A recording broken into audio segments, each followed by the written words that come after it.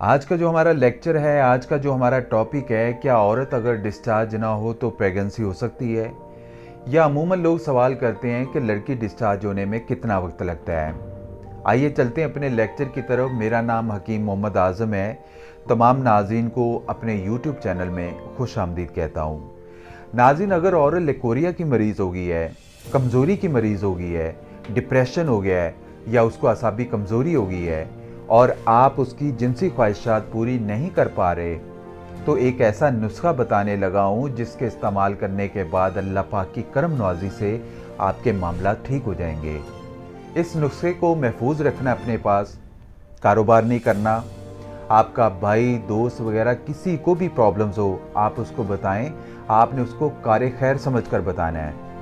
बहुत सारे लोग कॉल करके या मेरे क्लिनिक पर आने वाले लोगों के ज़हन में सवाल होता है, क्या औरत डिस्चार्ज ना हो तो प्रेगनेंसी हो सकती है, मतलब हमल हो सकता है? और 99% जो मर्द होते हैं उनकी एक ही कंप्लेन होती है कि हकीम साहब, हमारी जो औरतें हैं वो डिस्चार्ज नहीं होती हैं, हम उनको सेटिस्फाइज नहीं कर पाते हैं। एक बात बता दूं, ये वो मर्द होते हैं जिनकी टाइमिंग 1 से 2 मिनट से ज़्यादा नहीं होती है। ऐसे मर्दों को सूरत इंजाल की अलामत होती है, जिसकी वजह से वो मर्द औरत के डिस्चार्ज होने से पहले ही फारग हो जाते हैं। तो ऐसे मर्दों के लिए मेरा एक मैसेज है, मेरा एक पैगाम है उन मर्दों के लिए जिनको सूरत इंजाल की बीमारी है या उनको कमज़ोरी की मसला है, वो अपना इलाज ज़रूर करवाएं। क्योंकि इस मर्ज़ की वजह से औरत और मर्द के अंदर बहुत सारे इख्तलाफात पैदा होना शुरू हो जाते हैं। औरत मर्द से मुतनफ़र होना शुरू हो जाती है और दूसरा मर्द खुद भी इस मर्ज़ की वजह से बहुत परेशान हो जाता है, डिप्रेशन का शिकार हो जाता है, जिसकी वजह से मर्द में असाबी कमज़ोरी होना शुरू हो जाती है, क़ुव्वत मदाफ़ियत का मसला आ जाता है। प्रेग्नेंट होने के लिए औरत की तरफ से बैज़ा की ज़रूरत होती है और मर्द की तरफ से डिस्चार्ज होना ज़रूरी होता है। एक बात याद रखना कि बैज़ा का जो ताल्लुक़ है वो औरत के डिस्चार्ज होने के साथ बिल्कुल नहीं होता है।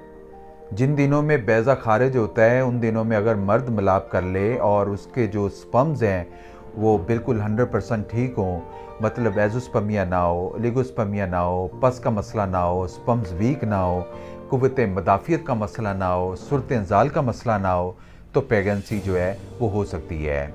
एक बात याद रखना कि औरतें जो हैं वो जल्दी डिस्चार्ज नहीं होती हैं और औरतों को सेटिस्फाइज करना ज़रूरी होता है।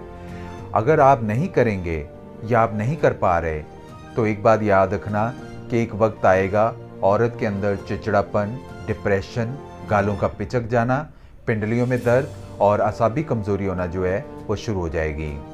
जिन ख़वातीन की ख्वाहिश पूरी नहीं होती है उनमें से 99% औरतें जो हैं वो लिकोरिया की मरीज़ हो जाती हैं, क्योंकि वो अपनी जो है वो सेक्स लाइफ से सेटिस्फाइज नहीं होती हैं, खुश नहीं होती हैं। सूरत इंज़ाल का मसला होता है, उनकी ज़्यादा से ज़्यादा टाइमिंग जो है वो 1 से 2 मिनट होती है और ऐसी भी ख़वातीन हैं जो डिस्चार्ज होने में 12 से 15 मिनट लेती हैं। मगर मर्द जो है वो जल्दी डिस्चार्ज हो जाता है। मर्द जो है वो औरत के लेवल तक नहीं पहुंच पाते हैं। बहुत सी औरतें मायूस हो जाती हैं और वो फिर बाहर किसी और मर्द से जो है वो रुजू करती हैं। मर्द हजरात से मैं बार बार कहता हूँ, खुदारा जो है वो अपनी सेक्स लाइफ को जो है वो ठीक करो।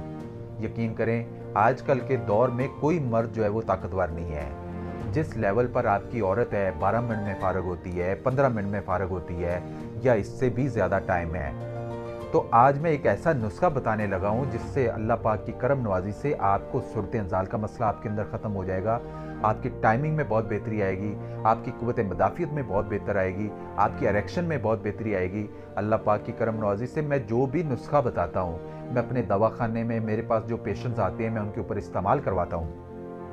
अल्लाह पाक की करम नवाजी से उनको बहुत अच्छा इससे फीडबैक जो है वो हमें देते हैं। वो नुस्खा आप तक मैं जो है वो पहुंचाते हैं। आप इस नुस्खे को नोट कर लें। नंबर 1 पे आप लोगों ने लेनी सालब मिस्री लेनी है 1 तोला, सालब पंजा लेना है 1 तोला, तबाशीर लेनी है 2 तोला, जुन बदस्तर जो है वो 1 तोला, मूसली जो है वो सफ़ेद इंडियन ले लें, सफ़ेद मूसली वो भी 1 तोला, दाल मखाना ले लें 2 तोला और इलायची खूर जो है वो भी 2 तोला और ज़ाफ़रान जो है वो 1 तोला ले लें। इन सबको ग्राइंडर करें, पाउडर बनाएं।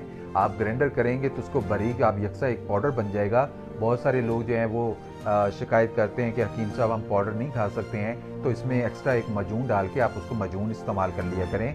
लेकिन बहरहाल जो है वो पाउडर जो है वो इसको ग्राइंडर करें, पाउडर बनेगा।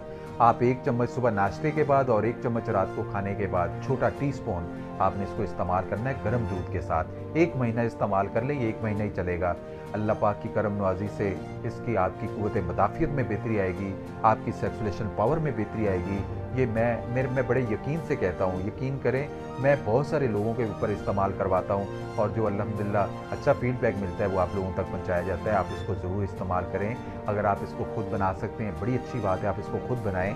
बहुत सारे लोग जो हैं वो बेचारे पंसारों के पास जाते हैं, उनके पास बहुत सी जो है वो जड़ी बूटियाँ उनको अच्छी मिल नहीं पाती, जो नहीं तैयार कर सकते। बहुत मैं तो कहता हूँ खुद तैयार करो। अगर नहीं कर सकते हैं आप हमें फ़ोन करें, हम आपको इंशाल्लाह, ये पाकिस्तान में है, पाकिस्तान से बाहर हैं, हम आपको बज़रिया कोरियर के ज़रिए, TCS के ज़रिए, OCS के ज़रिए आपको इंशाल्लाह ये डिलीवर किया जाएगा।